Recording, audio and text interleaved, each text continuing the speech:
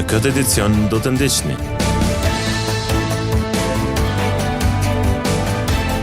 Nuk u konfirmuan mandatet, dështon konstituimi i Kuvendit të Kosovës.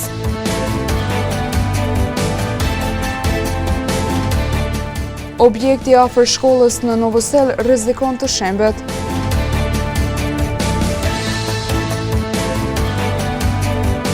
Lumi krena me ujë të bollshëm, të kthjellët e imbushur me gjithçka. Përshëndetje, po fillojmë edicionin qendror të lajmeve këtu në televizionin Syri. Deputetet e Kuvendit të Kosovës nuk e kanë votuar raportin e Komisionit të Përkohshëm për verifikimin e mandateve të Quorumit. Seanca thirrur sot përveç se nisi me vonesë, ajo edhe ndërprej pas disa orësh. Seanca konstituive ishte paraparë që të fillonte sot në ora 10, por filloi një orë me vonesë. Mirë po edhe pas vonesave nuk u arrit që të realizohen pikat e planifikuara në rendite. Kjo seancë u udhëhoq nga deputeti më i vjetër Avni Dehari, nga lëvizja vetëvendosje, dhe deputetja më e re Sala Jashari nga Partia Demokratike e Kosovës. Formimi i Komisionit të Përkohshëm për verifikimin e quorumit dhe të mandateve të deputetëve, betimi i 120 deputetëve të rinj, zgjedhja e kryetarit të Kuvendit dhe zgjedhja e nënkretarëve ishin 4 pikat e parapara për sot. Por kjo seancë u ndërprej pasi deputetët s'arritën të kalonin pikën e parë të rendit të ditës, atë të miratimit të raportit të Komisionit të Përkohshëm për verifikimin e mandateve dhe quorumit. Ky veprim u arsytua nga partitë opozitare si një veprim i drejtë sipas tyre, pasi deputetët e qeverisë në detyrë nuk e dorëzuan ndërheqjen me kohë nga postet ekzekutive. Ndërkohë, kryeministri në detyrë Albin Kurti së bashku me deputetët e kabinetit qeveritar, sot ja kanë dorëzuar fletëdorëheqjet e tyre kryetarit të Kuvendit Glau Konjufca. Në sallë ishin të pranishëm 119 deputet, prej të cilëve 52 ishin pro, 46 kundër e 11 kanë abstenuar. Me që rast kryesuesi i Kuvendit dërgoi deputetët në pauzë, e që pas kthimit nga pauza, seanca u ndërprej. Por për shkak të rrethonave të krijuara, me që raporti i komisionit në seancë nuk mori votat e mjaftueshme për, në këto rrethona detyrohemi ta ndërpresim seancën dhe me një letër ta njoftojmë presidentën se si do të veprohet në të ardhmen. Sipas rregullores së Kuvendit të Kosovës, ndërprerjet gjatë seancës konstituive nuk mund të zgjasin më tepër se 48 orë. Mos konstituimi i Kuvendit të Kosovës nuk po duket e arsyeshme nga ana e qytetarëve. Ata deklarojnë se vonesat nuk i bëjnë mirë shtetit të Kosovës. Ndërkohë që vendi vazhdon të funksionon me institucionet të përhershme, formimi i qeverisë së re ende mbetet pezull. Seanca konstituive e Kuvendit është zvarritur për te afateve të pritshme, duke sjellë reagime të shumta në publik. Qytetarët në një prononcim të siguruar nga mediumi Ynë, sot kanë shprehur shqetësimin e tyre për mungesën e konsensusit politik dhe vonesat në ngritjen e institucioneve të reja. Kur votohet kryeparlamentari, atë sigurisht do të shohim se çka do të rrjedh për formimin e qeverisë. A ka numër ose ka mbetet të shih se këto është një pikë pyetje se si do të formohet qeveria, koalicioni, si do të shkojnë koalicionet. Patjetër është dashur të bëhet konstituivi i Kuvendit. Mirë po varësisht varet prej koalicionit. Të gjithë her pas herë po shfaqen që ne do t'i bashkohemi koalicionit. Çaj përket konstituimit të Kuvendit, duhet vendos vota, partitë mes vete o mirë më marrë vesh, edhe kështu që mes me pas prolongimet e ndryshme për formim shtetit e gjërat të tjera. E përderisa deputetët të vendosin t'i kthejnë Kuvendit, qytetarët do të mbesin pezullt se si do të shkojnë punimet në konstituimin e legjislaturës së re.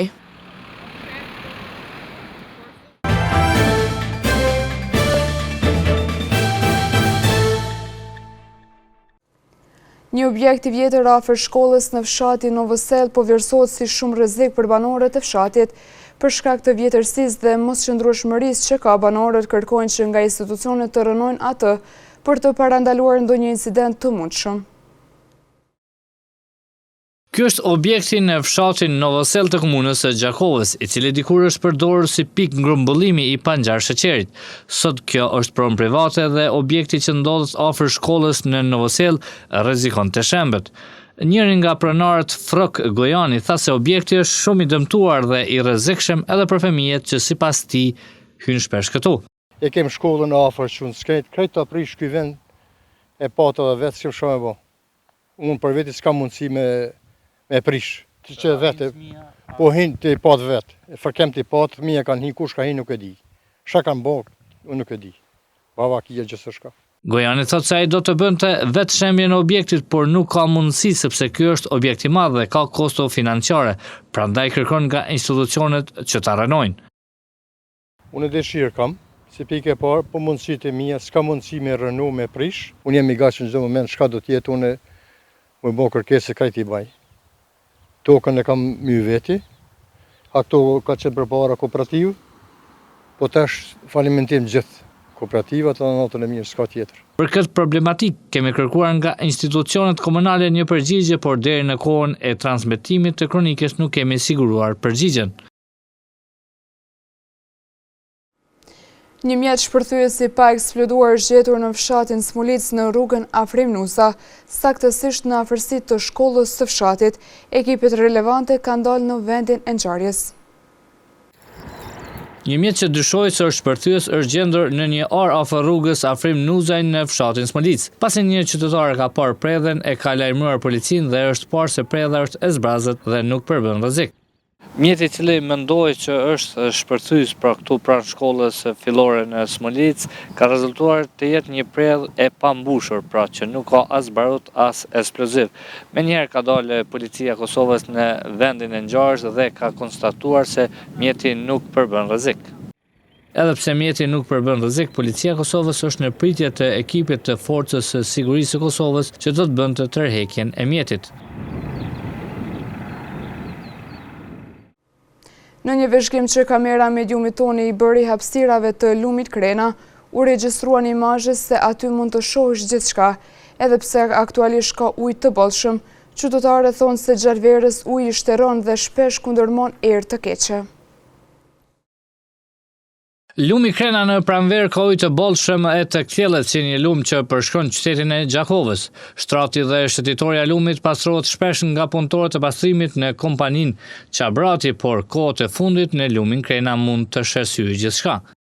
Lumi Krena, i cili përshkron pothuaj gjithë komunën e Gjakovës, disa fshatra, por edhe kalon rreth kodrës së Qabratit, po ashtu edhe në mes të qytetit të Gjakovës, kohët e fundit është bërë edhe karakteristik, vend për shëtitore, po ashtu edhe për biciklist, por në lumin e Krena, kohët e fundit janë rikthyer edhe peshqit, po ashtu edhe rosat, por në lumin Krena mund të gjendeni gjithçka. Kemi parë se shpesh ka top futbollit, ka kontinjer dhe mbeturina të ndryshme. Ky lum në kohë vere shumë shpesh ndodh të ushtëroj për çfarë banorët që jetojnë për skaj kësaj zone thonë se ndodh edhe të kundërmoj pasi nuk janë hequr të gjitha tubat që hedhin fekalet në të.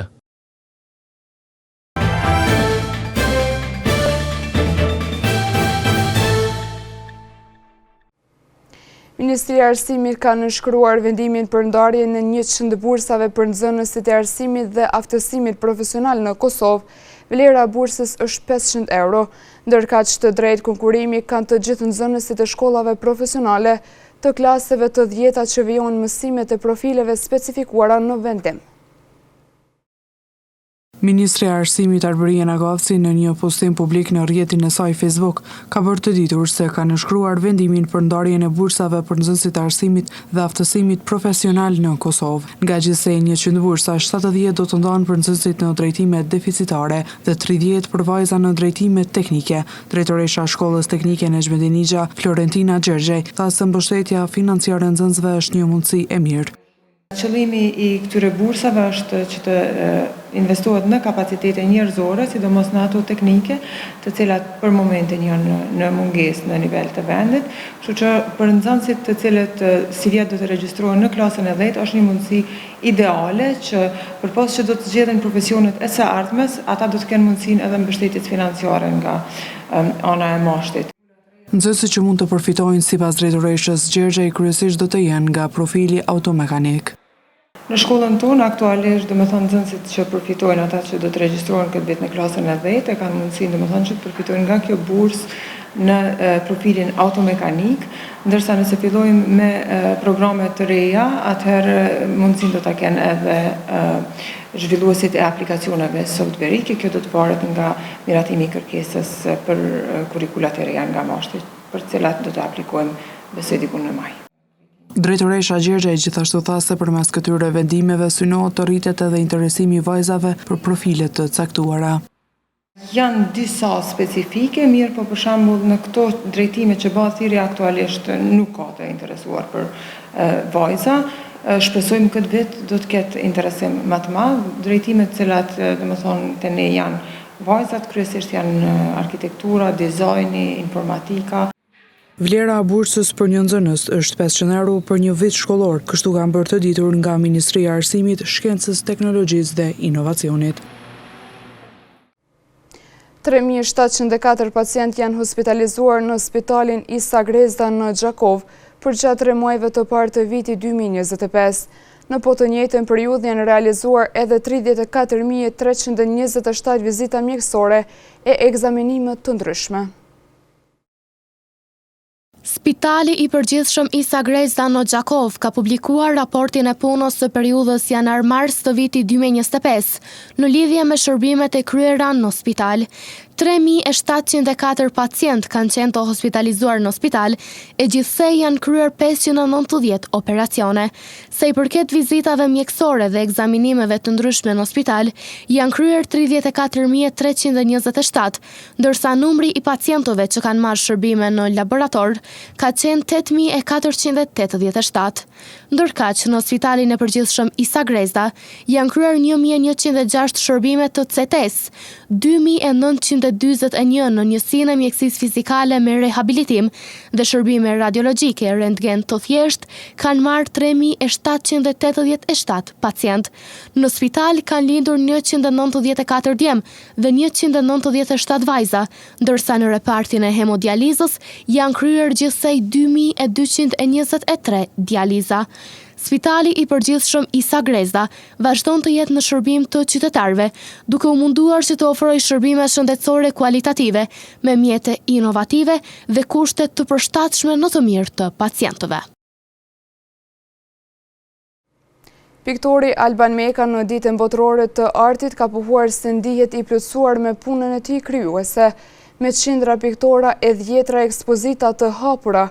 Piktori Meka po përgatitet për ekspozitën e radhës në qytetin e lindjes.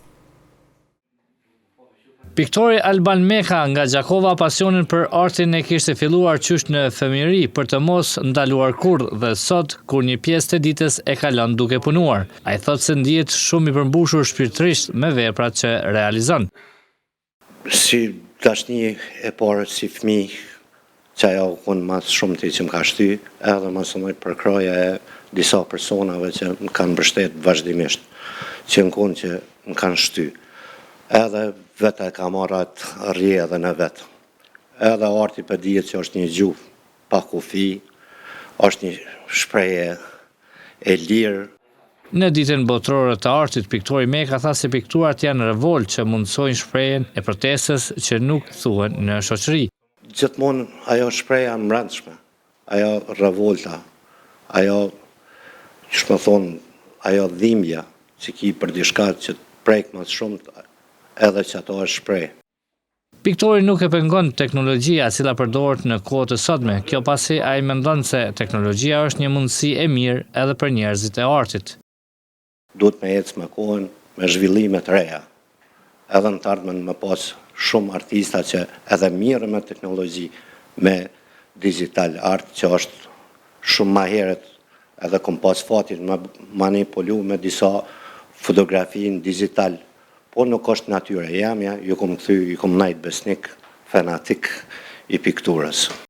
Përgjatë punës e tij krijuese, piktori Meka ka realizuar qindra piktura, ka hapur ekspozita në vende të ndryshme të botës, ndërkaq aktualisht është duke përgatitur që të hapë një ekspozitë në qytetin e lindjes. Në vazhdim të ndjekim parashikimin e motit për ditët në VM. Moti, vranët e merrejtëse dielli kanë bizotruar sot gjatë ditës, me temperatura që kanë lëvizur nga 9 deri në 21 gradë Celsius. Për nesër parashihen temperaturat nga 11 deri në 24 gradë Celsius, karakterizuar nga moti, vranët e me diell. Moti ndryshueshëm pritet të jetë ditën e enjte, me temperatura që do lëvizin nga 11 deri në 24 gradë Celsius. 7 deri në 20 gradë Celsius pritet të jenë temperaturat gjatë së premtes, karakterizuar nga moti ndryshueshëm. Mot me diell pritet të jetë gjatë së shtunës, me temperatura që do lëvizin nga 8 deri në 21 gradë Celsius. E diela do të karakterizohet nga moti, vranët e me diell, me temperaturë minimale 9 gradë, ndërsa maksimalja pritet të jetë 23 gradë Celsius. Moti ndryshueshëm pritet të jetë gjatë së hënës, shoqëruar nga temperatura që do lëvizin nga 9 deri në 22 gradë Celsius.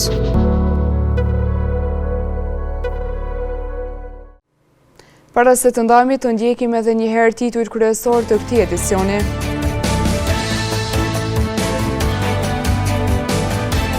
Nuk u konfirmuan mandatet, dështon konstituimi i Kuvendit të Kosovës.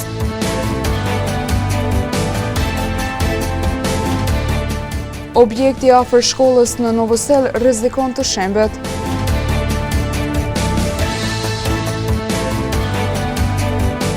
Lumi krena me ujë të bollshëm, të kthjellet e i mbushur me gjithçka.